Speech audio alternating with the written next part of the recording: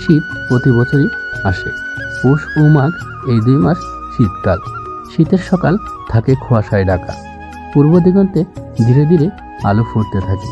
শীতের অন্যতম জায়গা হলো হাওর। শীতকালে হাওরের সৌন্দর্য আরও বেড়ে যায়।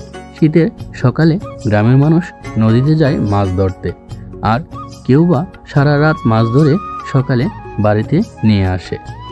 আবার কৃষক শীতের সকালে তার ক্ষেতের সবজি সংগ্রহ করে গ্রামের বাজারে নিয়ে আসে।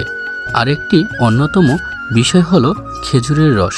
নদীর পাড়ে খেজুর গাছে খেজুরের রস লাগানো হয়, আর খুব সকালে গাছ থেকে খেজুরের রস সংগ্রহ করে। তাছাড়া শীতকালের বিস্তীর্ণ মাঠ জুড়ে লাগানো হয় সরিষা। চারিদিকে তাকালে দেখা যায় শুধু হলুদ আর হলুদ। ওই দূরে যে গাছটি দেখতে পাচ্ছেন, বর্ষার মৌসুমে এই গাছটিও পানিতে ঢাকা থাকে। ওখানে প্রায় গলা অবধি পানি থাকে। আর এখন যেহেতু শীতকাল, তাই বিস্তীর্ণ মাঠ শুকিয়ে গেছে। কৃষকরা কেউ ধান, কেউ বা সবজি, কিংবা কেউ সরিষা লাগাবে। এখানে দেখতে পাচ্ছেন ছোট ছোট ছেলেমেয়েরা খেলাধুলা করছে। তারাও মাছ ধরতে যাবে।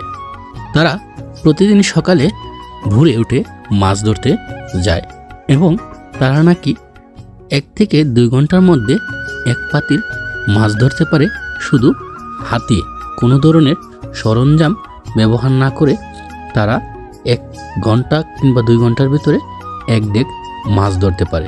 একটা সময় ছিল, আমরা যখন ছোট ছিলাম, আমরাও এরকমভাবে মাছ ধরতে যেতাম। স্কুল বন্ধের দিন তো আমাদের একটা ঈদের দিন ছিল।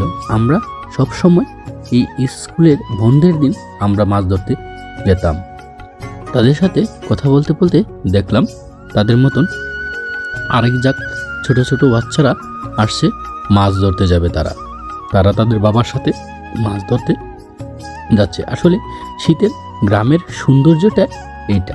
সকালে মাছ ধরতে যাওয়া, দুপুরে খেলতে যাওয়া, এটাই আসলে গ্রামের সৌন্দর্য।